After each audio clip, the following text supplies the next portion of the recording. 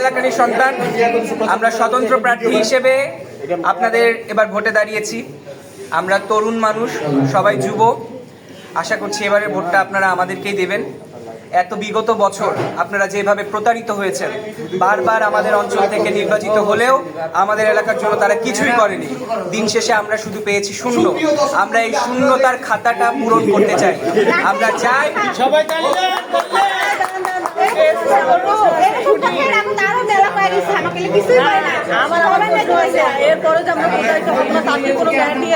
ভালো প্রশ্ন করেছেন আপনারা।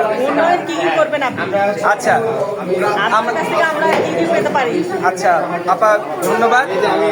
আপনার প্রথম যে প্রশ্নটা, এতদিন তো অনেক দেখলেন, এবার যদি নতুন একজনকে সুযোগ দেন, যদি আমাদেরকে কাজ করার সুযোগ দেন, তারপর দেখবেন বিগত 5 বছরে যদি আমরা কিছু না করতে পারি, তাহলে আমাদের তো আবারও দাঁড়াতে হবে আপনাদের জনতার কাতারে, তো আমাদের আবার আসতে হবে, তাই না? 5 বছর পর তো আবার আপনাদের সামনে আমাদেরকে ভোট চাইতে আসতে হবে। তখন না হয় আপনারা যা খুশি তাই আমাকে শাস্তি দেবেন। পরে কি বাবা জানি না, এখন চা পান খাওয়ার টাকা দিয়ে শুনেন, ভোট হলেই তো আপনারা উধাও হয়ে যাবেন, যখনই জিতবেন তখনই উধাও হয়ে যাবেন। আপনাদের আপনাদের কাছে যাবো, আমরা বলবো যে আমাদের সাথে চেয়ারম্যান মেম্বার কে আছে না, দেখা করেন, কেউ দেখাও করবে না, বলবে এখানে সেখানে ব্যস্ত।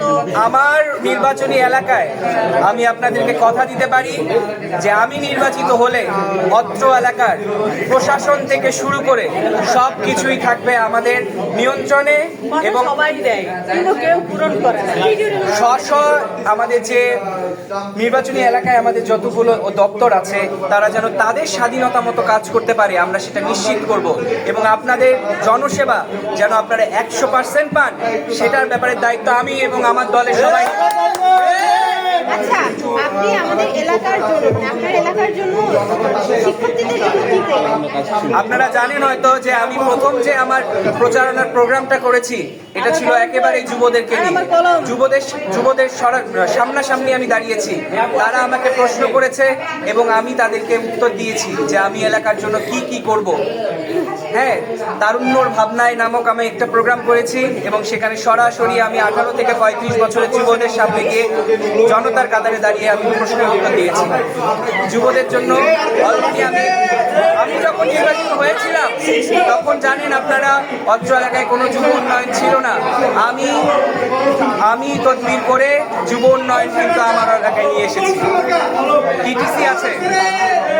ধন্যবাদ। ঠিক আছে ভাই, ইনশাআল্লাহ আমাকে ভোটটা দেবেন। শিবদাদার পক্ষে হোক তারুণ্যের প্রথম ভোট, শিবদাদার পক্ষে হোক তারুণ্যের প্রথম ভোট, শিবদাদার পক্ষে।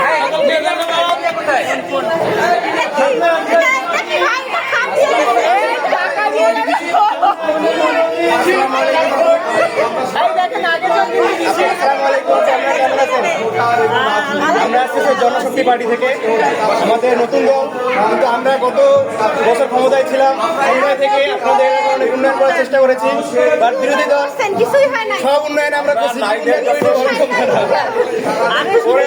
আপনার মতো এরকম আরেকজন প্রার্থী এসে আমাদের অনেক কথাবার্তা ইয়ে দিয়ে গেল যে এটা করবো সেটা করবো এই করবো। এমন অনেক দল আছে, নতুন দল এমনি আসে, নতুন দল অনেক আসে, কিন্তু আমাদের মতো কয়টা দল আছে? আপনারা বিশেষ আমরা নারীদেরকে নিয়ে কাজ করে থাকেন, আমাদের সাথে নারী প্রার্থী আছে। ভালো আছেন? আপনি কেমন আছেন? তোমরা তো জানেন না কি আছে, আমরা ভোট দিব, আমাদেরকে যদি দেন আমরা সমস্যা কি? চাচা, তোমরা তো এটা প্রচারণা করবে লাগছে, আর ওগুলো ওই যে শিবদা, ওই যে তোমার বিরোধী পক্ষ, তোমরা পয়সা দিয়ে ভোট কিনে নিবেন না। আমরা হচ্ছে না, আমরা দেখেন এখন যদি আপনাদের টাকা দেই, এই টাকাটা কি আমি পকেট থেকে দেবো না? আমি আমার পকেট থেকে যদি আমি এই টাকাটা তুলবো কই থেকে? অবশ্যই ভাগ মারি খাবো। ওই জন্য তো আমি আপনাদের টাকা দিয়ে দেবো না। আপনাদের অনেক টাকা, হাজার টাকা দিবে, মসজিদ করার টাকা দিবে না। একই কথা বললে এবারে এই প্রত্যাশা দিচ্ছে আপনাদেরকে, আমরা একটি টাকা আপনাদেরকে দিব না এবং আমাদের পকেটে একটি টাকাও দেবো না। আমাদের টাকা ভোট না দিলে আপনাদের উন্নয়ন এলাকার উন্নয়ন পাবেন না আপনারা। আপনারা সারা জীবন অবহেলিত থেকে যাবেন। প্রত্যাশার গন্ডগোল।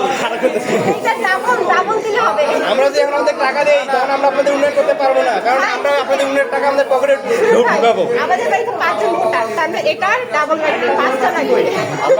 আপনার নমিনেশনের জন্য যান। আচ্ছা, আপনারা আমাদের জন্য দোয়া করে স্লোগান দিতে যাবেন। ইনশাল্লাহ। আছে। ফোন দাও, ফোন দাও, ফোন দাও।